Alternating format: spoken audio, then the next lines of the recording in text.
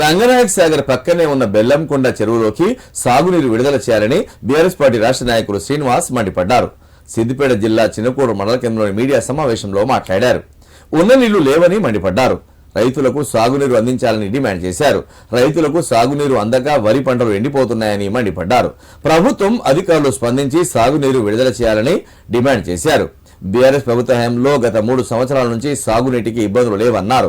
ఇప్పుడు పట్టించుకునే నాథుడే లేదని మండిపడ్డారు. రంగనాయక సాగర్ నుంచి ఎడమకాలువ ఇడిచి ఇప్పుడు దాదాపుగా 20 రోజులు కావస్తుంది. మరి బెల్లకుంటకు కానీ మరి పక్కనే ఉన్నటువంటి కర్ణాల కుంటకు నీళ్లు వచ్చేటువంటి పరిస్థితి లేదు. ఈ నీళ్లు రాకపోవడం వల్ల మరి అలా ఈ చుట్టుపక్కల ఉన్నటువంటి రైతులు వేసుకున్నటువంటి పంటలు పూర్తిగా ఎండిపోయేటువంటి పరిస్థితి ఏర్పడ్డది.